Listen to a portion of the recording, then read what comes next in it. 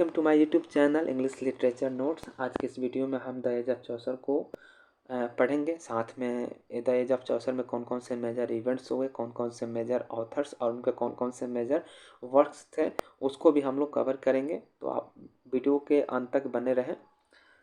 So without killing time, let's begin.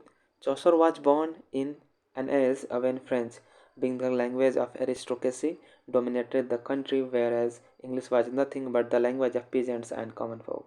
चौसर जिस as में जन्म लिए थे, जिस एज में पैदा हुए थे, उस एज में फ्रेंच और लैटिन का डोमिनेशन था। वे फ्रेंच और लैटिन डोमिनेट कर रहे थे, जबकि इंग्लिश कुछ नहीं था। इंग्लिश मात्र पीजेंट्स और कॉमन लोग ही यूज करते थे। इंग्लिश का कोई अपना एक लेवल नहीं था। लेकिन चौसर ने इंग्लिश में राइटिंग्स लिखे, बहुत सारे अच्छे अच्छे वर्क्स लिखे, जिससे इंग्लिश का लेवल ऊपर थोड़ा उठा। Chaucer elevated the status of English by establishing it as a literary language. तो चौसर ने एलिवेट किया इंग्लिश को, उसको इस्टेब्लिश किया एज ए लिटरेरी लैंग्वेज के रूप में। और क्योंकि उन्होंने बहुत ही इंपॉर्टेंट वर्क्स लिखे, जैसे कि द कंट्रोवर्सी टेल्स, हम लोग आगे भी उसको देखेंगे।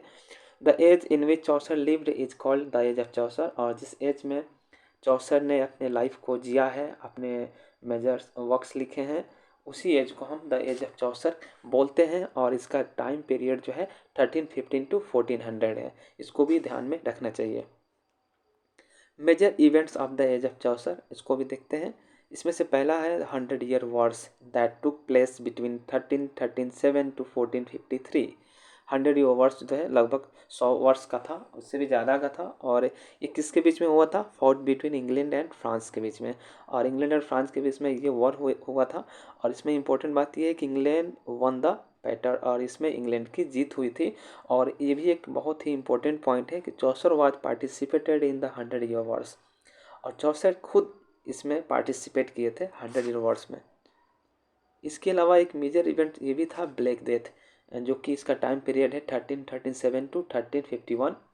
और ये एक चूहों से फैलने वाला महामारी था, चूहों से फैलने वाला प्लेग था, अ प्लेग बाई रेट्स। इसको एक दूसरे नाम से भी हम जानते हैं, ऑल्सो नोन एज बीबोनिक प्लेग। इसको बीबोनिक प्लेग के नाम से भी जानते हैं। और ये इंग्लैंड में टोटल 3 बार हुआ, इट वाज अकर्ड थ्राइस। और इससे एक बहुत ही बड़ा नुकसान हुआ, 1/3 of population were suffered and die. इससे प्लेग से इंग्लैंड की 1/3 जो पॉपुलेशन थी वो पीड़ित थी, और उसमें 1/3 पॉपुलेशन की आबादी का डेथ भी हुआ था। It developed medical science. इसने मेडिकल साइंस को डेवलप किया था, क्योंकि उस वक्त में कंटेम्प्रेरी लोगों को मेडिकल साइंस की बहुत ही ज़्यादा ज़रूरत फील हुआ था। और क्योंकि उस वक्त में लोग थोड़ा सा सुपरनेचुरलिज्म में ज़्यादा अंधविश्वास करते थे। और इससे के भी पॉइंट है, less faith in church and clergyman.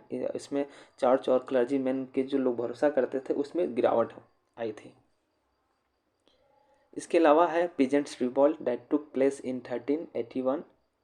Revolt, peasant revolt, जो कि 1381 में हुई थी। और ये एक किसानों के द्वारा किया गया आंदोलन था, और in the rain of Richard the second. और ये रिचार्ड द सेकेंड के शासन में हुआ था, और नोन एज वॉट टाइलर्स रेवेलियन, क्योंकि ये किसानों के द्वारा किया गया था।